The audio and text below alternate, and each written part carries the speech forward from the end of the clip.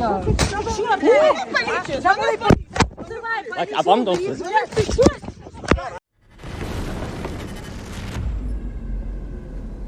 Чувствуется, что у противника закончился снарядный голод. Trouble in Paradise?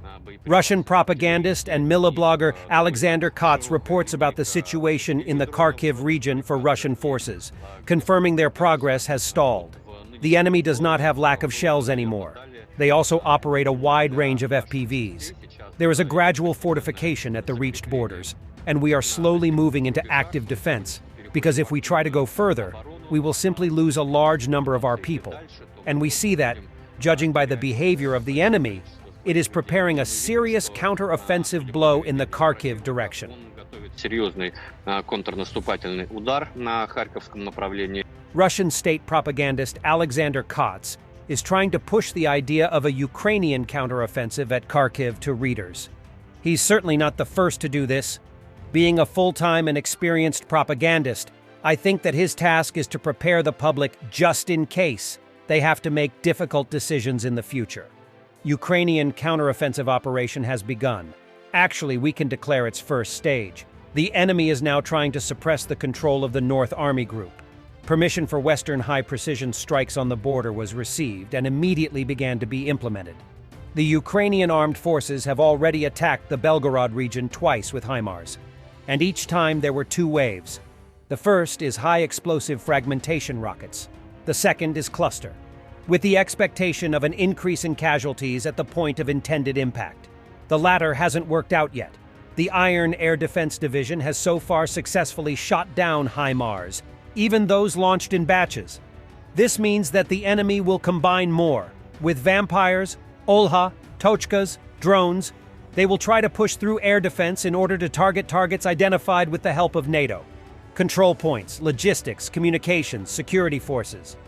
Last year's counteroffensive in Zaporozhye also began. We all remember very well how it ended. Kiev failed to break up our command and control of troops then. A Bradley of the 47th Mechanized Brigade attacks two Russian BTR-82A between Solovyov and Sokil. Noteworthy. Each Russian armored personnel carrier carries about 12 infantrymen. After a few minutes, 10 Russians are dead and both vehicles are disabled. About 20 Russians survive. It's amazing how much crying comes from tankies when the balance of power tilts just slightly in the Ukrainians' favor. I'm referencing limited strikes of combat facilities in Russian territory. If countries had the same capabilities, Russia would have lost this war long ago. Superpower my ass.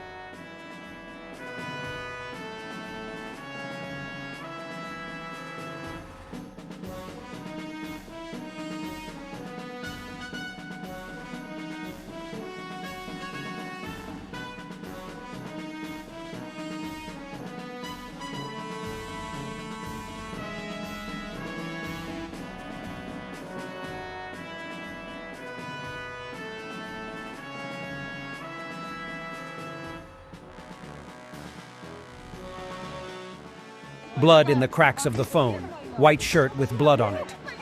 Russians attacked Ukrainian and Czech volunteers in the center of Prague. The incident took place near the volunteers' tent called Russia Hands Off Ukraine, where they sell merch and organize fundraisers. The video posted by the volunteers shows a Russian woman knocking out a Ukrainian's phone after a harsh swearing. And in the second video, she and another Russian citizen are beating the volunteers with their feet and hands. Then they ran away. Law enforcement officers will use their photos to find them. В Чехії підтримка Росії є. Підтримка Росії є злочином. Тому зараз я дзвоню в поліцію. Ви підтримуєте Росію? Да? Скажете на камеру, що підтримуєте Росію? Скажете? Что за пропаганда? Скажете? Яка нахуй пропаганда? Ти вражці, яка пропаганда? Ти в чужій країні. Пішов звідси, я зву поліцію. Подпорують руску, а пришли рекать, что они подпоруют руску. А что вы нас снимаете? Вы таких красивых никогда не видели? Я знімаю вас для того, щоб на камеру потім показати поліції, що ти... Покажите своему народу нормально. Давай. Ради Давай. бога. Давай. Заволай поліцію. Ви нам нарушуєте тоді, не вмісти. Заволай поліцію. Ми зараз дзвонимо в поліцію і тебе за підтримку Росії адміністративно. Звоните. Що ти тут забула? Балиш пиво, мухосранць. Ти ж би на уздочно тут. Нарушуєте нам тарифну машину. Переначе Руки! Руки! Ти що?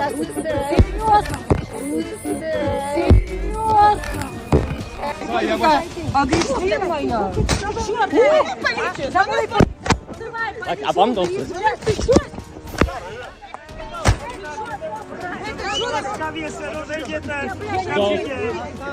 А вам нахуй? Пошел ты нахуй, блядь. Ти пішов нахуй. Я сейчас пойду Ви пойдеш, викликаємо поліцію, да? Пока. Ты кого нахуй, ёбок? Адольф, Нахуй кого послал? Я тебя выебу сейчас, дурак. досить.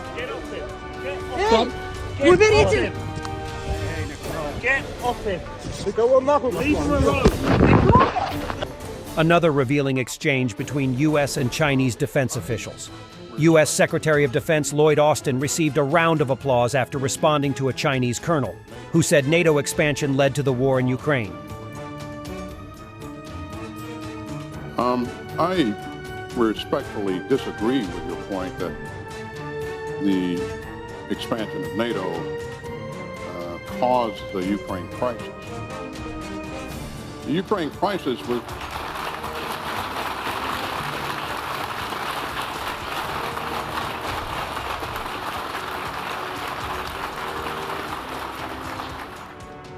Ukraine crisis obviously was caused because Mr. Putin made a decision to unlawfully invade his neighbor, who had an inferior military at that point in time.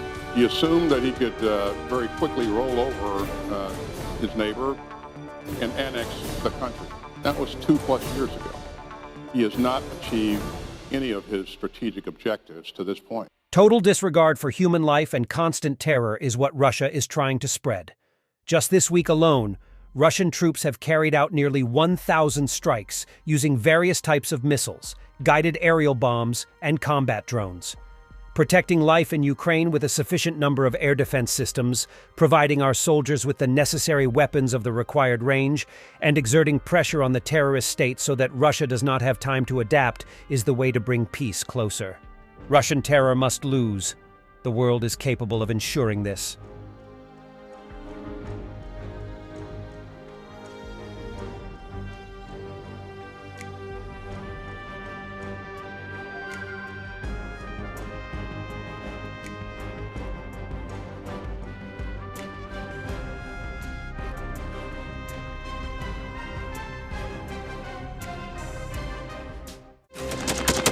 Thanks for watching, and don't forget to subscribe.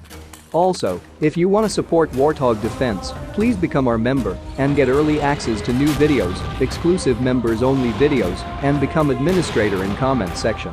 The membership link is in the description. Rescues every day. We had a guy last week, it's 6 rescues in 6 days. You know, he's doing the job every day.